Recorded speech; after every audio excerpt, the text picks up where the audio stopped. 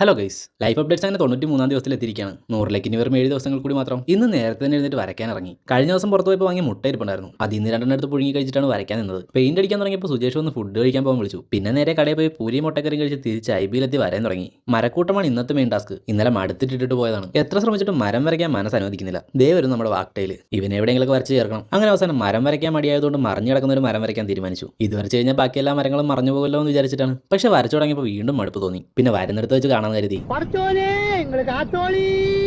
എന്നും പറഞ്ഞ് മേലത്തെ മരം തന്നെ താഴേക്കും വരയ്ക്കാൻ തുടങ്ങി. ദേ ഇവിടെ ഒരു വെറൈറ്റി മരം കുത്തി. ഈ കിളിയിലും കുറച്ച് മോഡിഫിക്കേഷൻ ചെയ്യാനുണ്ട്. ഇവനാൾ നമ്മൾ വിചാരിക്കുന്ന പോലെ അല്ല, ഒരു VIP ആണ്. ബാണാസുര ചെല്ലപ്പൻ. അതൊരിത്തിരി കൊളോക്കിലായിട്ട് പറഞ്ഞതാ. ഇവന്റെ പേരാണ് ബാണാസുര ചിലപ്പൻ. ഓക്കേ, മടി പിടിച്ചിട്ടാണ് വരച്ചു തുടങ്ങിയെങ്കിലും വരച്ച് കഴിഞ്ഞപ്പോൾ സാറ്റിസ്ഫൈഡ് ആയി. ഇതൊക്കെ ചെറിയ സമയം കൊണ്ട് വരയ്ക്കുന്നതാണ് കേട്ടോ. അടുത്ത ടാസ്കിന് ഈ കാണുന്ന സ്പേസ് പെയിന്റ് അടിക്കലാണ്. ഇവിടെ ആദ്യം ക്ലീൻ ചെയ്യണം. പിന്നെ ശ്രീത്തേട്ടൻ വണ്ടിയുടെ എഞ്ചിൻ ക്ലീൻ ആക്കുന്ന ഫാൻ എടുത്തോണ്ട് വന്ന് എല്ലാം പറത്തി തെറിപ്പിച്ചു. നല്ല പവറുണ്ട്. അന്നേരം സുജേഷും മാഷും കൂടി ഹട്ടിന്റെ മേലിടാനുള്ള പുല്ല് എടുത്തോണ്ട് വന്നു. അണ്ണൻ ചെന്നൊരു കൈ സഹായം ചെയ്തു. എല്ലാം കൂടി പറഞ്ഞപ്പോൾ താഴെ കിടന്നേനെ. ഭാഗ്യത്തിനൊന്നും പറ്റിയില്ല. പിന്നെ സേഫ് ആയിട്ട് പുല്ലെല്ലാം ഇറക്കി താഴെ വെച്ചിട്ട് ക്ലീൻ ചെയ്ത സ്ഥലത്ത് പോയി പെയിന്റ് അടിച്ചു. ഇത് ബ്രഷ് വെച്ചിട്ടാണ് അടിക്കുന്നത്. അങ്ങനെ അതും കഴിഞ്ഞു. ദൂരത്ത് നിന്ന് നോക്കുമ്പോൾ ഒരു മജമജയൊക്കെ ഉണ്ട്. അതും കഴിഞ്ഞ് പോയി ലഞ്ചും കഴിച്ചൊരു പവർ നാപ്പ് എടുത്ത് തിരിച്ചു വന്നിട്ട് ഔട്ട്ലൈനിന്റെ ചോക്ക് ബോർഡുകളെല്ലാം തുടച്ചു കളഞ്ഞു. എന്നിട്ട് ഹട്ടിൽ പോയി അങ്ങനെ ഓരോ കാര്യങ്ങൾ ആലോചിച്ചിരുന്നു. ഇങ്ങനെ വെറുതെ ഇരിക്കുമ്പോഴൊക്കെ നമ്മുടെ പിള്ളേരെ വല്ലാണ്ട് മിസ് ചെയ്യും. അവരിവിടെ ഉണ്ടായിരുന്നെങ്കിൽ നല്ല വൈബായനെ. അണ്ണൻ ഇവിടെ ഇപ്പോൾ ഏകദേശം വരച്ച് തീരാറായിട്ടുണ്ട്. ഇനി ഒരു കടുവയുടെ പടം റീവർക്ക് ചെയ്യാനാണുള്ളത്. ഇരുന്നിരുന്ന് മടുത്തപ്പോൾ എന്നാൽ പിന്നെ ഈ സമയത്ത് വാക്ടൈലിനെ വരയ്ക്കാമെന്ന് കരുതി പോയി പെയിന്റ് എടുത്ത് വര തുടങ്ങി. അപ്പോൾ മാഷ് കട്ടനുമായിട്ട് വന്നു. നല്ല സൂപ്പർ കട്ടൻ. അതും കുടിച്ച് പെയിന്റ് അടി ഒരു ഫസ്റ്റ് കോട്ട് കഴിഞ്ഞപ്പോൾ മഴ പെയ്യാൻ തുടങ്ങി. പിന്നെ വരച്ച പടം ഒരു കവറിലാക്കിയിട്ട് മേലെ പോയി മാഷുമായിട്ട് ക്യാരംസ് കളിച്ചു.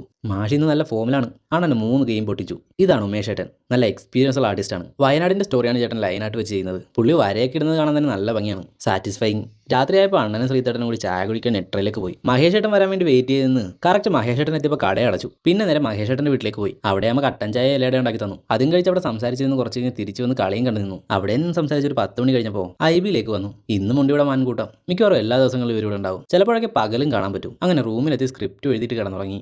ബാക്കി നാളെ അപ്പോൾ ബൈ.